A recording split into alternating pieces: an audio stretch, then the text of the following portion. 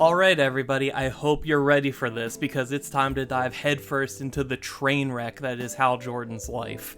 Today we're talking about Green Lantern number 2, written by Jeremy Adams with art by Zermanico, colors by Romulo Fajardo Jr., and letters by Dave Sharp. The title of this issue is Nice Guys Finish First. Hal Jordan is taking his brand new homemade ring for a test drive, and is lucky enough to run into the Demolition Team, a gang of low-level construction-themed villains who he's dealt with in the past. When the Demolition Team decides to cut through a graveyard, Hal surrounds them with menacing construct ghosts, which scare them so much that they willingly turn themselves over to the police. It's actually really nice to see Hal get creative. We've become way too used to Hal using his ring like a wrecking ball, and solutions like this are way more fun. With that out of the way, Hal can finally focus on the one thing he loves above all else: flying high, fast, and free, unrestrained by rules or gravity. He flies right up to the edge of where the atmosphere meets outer space, 330,000 feet above the ground, and for a brief moment, he's completely at peace.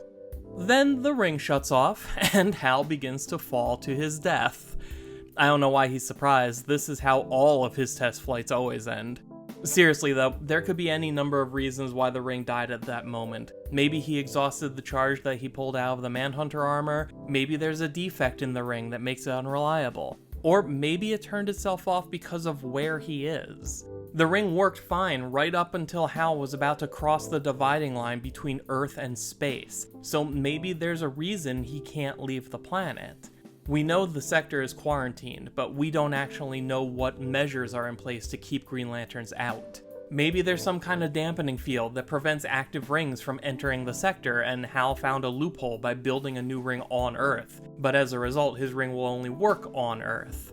It would be interesting if Hal is physically incapable of leaving Earth even with his new ring, and honestly that would be worse for him than being stuck on Earth with no ring at all. Being given the tools to fly freely, but only within a confined space, isn't going to be nearly enough to satisfy Hal. He actually has a good talk with Kilowog about it, and I'm pretty sure this is all in his head. He misses his friend, so he imagines what Kilowog would say if he was there. Deep down, Hal knows the answers. He knows what he has to do, he just doesn't like it. And this is the next best thing to getting help from a friend. Though it really does make me wonder why Hal hasn't reached out to his brother or Barry or any of their super friends instead of just going it alone out in the desert. To Hal's credit, he swallows his pride and accepts a job in the mailroom at Ferris Aircraft. 9.5 hours later, after a series of comedic coincidences, Hal ends up flying the corporate jet. Hal better watch out because he just used up an entire lifetime's worth of good luck. Because going to work on your first day in an entry-level position, and by the end of the day being promoted to co-pilot of the CEO's private plane, is a bigger 1960s era fantasy than anything that happened in the Silver Age. It's a funny joke that's also ridiculously convenient, but I'm going to let that go since we've got much bigger problems to talk about, because Hal's bad behavior is escalating. Hal meets Carol and her fiancé Nathan as they board the plane. He immediately starts acting like he's Nathan's best friend, while being very casually dismissive of Carol's concerns, brushing it off by condescendingly saying, "Well, you know how she gets." As soon as the plane is in the air, Hal purposely jerks the controls so that a drink will spill on Nathan, meaning he'll have to go to the bathroom to clean up. Hal pretends that he's going to check on the passengers, when really what he went to do was use his ring to seal the bathroom door shut with Nathan inside, so Hal could have Carol all to himself. Earlier, Carol described Hal as someone who wears a charming smile to hide how untrustworthy he really is, and honestly, I think that's underselling it. Hal wants Carol. He sees everything keeping them apart as simple obstacles to be overcome, and he's pulling out every dirty trick in the book to get what he wants. He's being incredibly manipulative, and he straight up lies to everyone on that plane, including Carol. Not that it matters, since she knows exactly what he's doing, and it scares her. Look at her face. Look at the fear on her face when she looks at him, when she realizes that he engineered this whole situation because he's after her.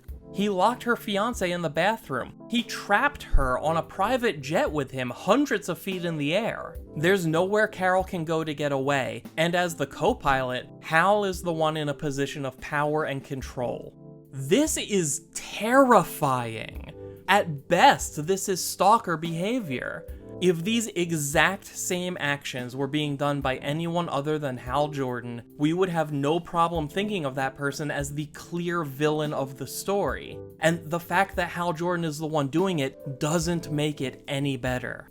I said it last issue, and I'll say it again here. The more Hal pushes this, the harder he pursues Carol regardless of what she wants, the less I'm going to like him. Somebody needs to put Hal in his place. Hopefully it's Carol. Hopefully she can break his heart once and for all, and force him to go find something new for once, instead of condemning both of them to the same downward spiral of a relationship they've been trapped in for decades. Hal sits down in Nathan's seat, in a very unsubtle way of showing he wants to take her fiancé's place. Hal calls Nathan a nice guy, and Carol agrees. Hal leans in and insists that he, too, is a nice guy. The title of this issue, by the way, Nice Guys Finish First, is now incredibly unsettling in the context of the story.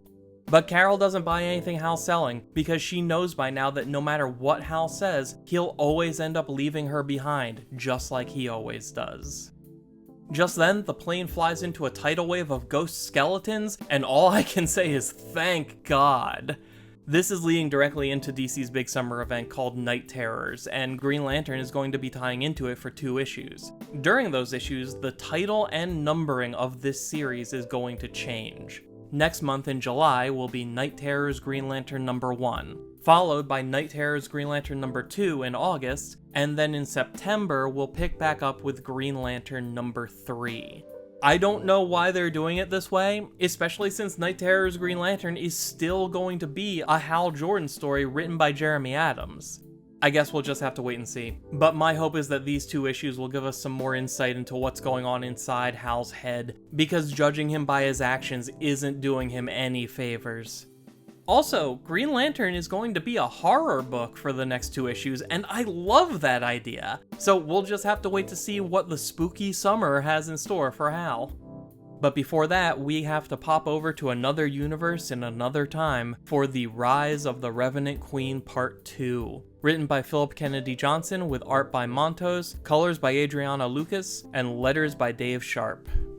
John Stewart is having a hard time adjusting to his peaceful life at home with his mom. He's always looking at the sky, always expecting the violence he left behind to show up on their doorstep. He's been a soldier and a lantern for so long, it's going to take time to learn how to be plain old John Stewart again. Meanwhile, in another universe, all of the planetary defenses John built have fallen. Shepard is the only Green Lantern left, and is the only thing standing between the Revenant Queen and the Watchfire. Snuffing out that flame will mean the end of the Green Lantern Corps, and is just one stop on the Revenant Queen's campaign of revenge against John Stewart. But as she reaches out to touch the Watchfire, a person emerges from inside of it. John Stewart has spent a generation within the Watchfire, using his own power to fuel the Corps. Now it's time for him and Shepard to stand together against the Revenant Queen and her undead army of fallen lanterns. The alternate universe John says that he made himself into a power source after they lost the central battery. In the Dark Crisis Green Lantern one-shot, the central battery was hidden away on Earth in the form of John's little sister. The whole thing makes me wonder about the time skip. How long has it been since John killed the Bright Revenant in the Dark Crisis one-shot? Why was there a time skip at all? And how does it make sense for the John Stewart of this world to be a different person from our John Stewart, since that would directly contradict what happened in Dark Crisis? Unless maybe the villain of Dark Crisis locked away that universe's John to make room for our John to take his place? Or maybe the purpose of the time skip is to conceal the fact that there aren't 2 Johns, and the John standing beside Shepard is our John in the future. I don't know, it's all speculation at this point. All I do know is I can't wait for this backup story to expand out into its own book a few months from now. So that's my take on Green Lantern number 2, but what's your opinion? What do you think is going on with alternate universe John? What do you think about Hal's pursuit of Carol? And are you interested in the Night Terrors event? Let me know in the comment section down below, and be sure to subscribe so you don't miss my coverage of every new issue of Green Lantern as they come out. Until then, let me just say thank you for taking the time to watch. My name is Dan, we'll talk again soon.